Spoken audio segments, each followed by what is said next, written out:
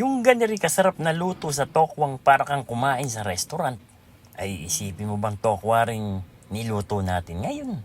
Sige nga, isang buong tokwa. Basang-basa yan, kaya dapat ipunasan.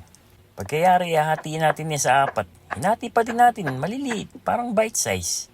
Garlic salt, may garlic ka na, may salt ka pa. Tapos paminta. Dagdagan mo't nang magkalasa yan tokwa. Ihagod mo ngayon para lalong lumasa hanggang sa likod. Sa isang bowl, maglagay ka harina, cornstarch. Haluin mong mabuti. Pagkayari, lagay mo yung mga tokwa. Pagulungin mo, tapos kalug-kalugin para mahulog yung mga sobra-sobra. Yan kasi yung nagpapaitim ng mantika pagka sobra-sobra. Kaya dapat talaga kinakalug. Habang nagkoko tayo ng tokwa, magpainit tayo ng mantika. Mainit na. Ihulog mo na yung mga tokwa natin. Makikita mo na yung pagka golden brown na. Ahunin mo na. Napakasarap na yung pagka malutong na malutong, diba? Para sa sauce, gagamit tayo cream of mushroom. Kalahati lang niyang pakete.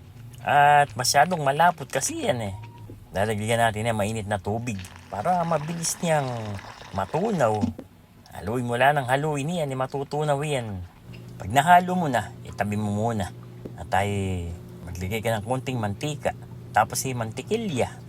Haluin mo, hintay mo lang matunaw at susunod na natin di isang latang mushroom. Malaking lata ginamit ko. Gusto ko kasi maraming mushroom Kaya ibuhos mo na yung cream of mushroom natin.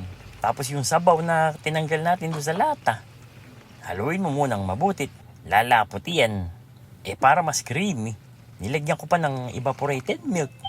Kung ayaw mo naman, di wag mo nang lagyan. Nasa sa iyo naman yan. Timpla na natin. Garlic powder. Pagkatapos, paminta. Tignan ninyo yung alat kasi yung cream of mushroom, medyo may alat na.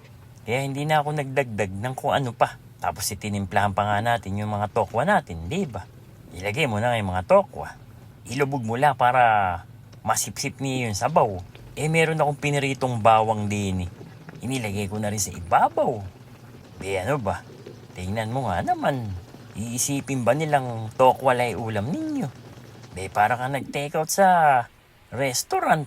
Teka muna nga Ikaw ba'y pagka nagluluto ka ng tokwa ano ba ginagawa mo? Paki-comment mo nga din at nang malaan-lanain.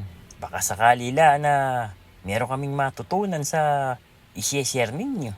Maganda kasi nagpapalitan tayo ng idea. Kasi nga hindi naman tayo iba. Tayo magkaka-eskwela na. Kaya sinishare ko din sa inyo kung ano yung nalalaan ko. O diba? Lasa nito.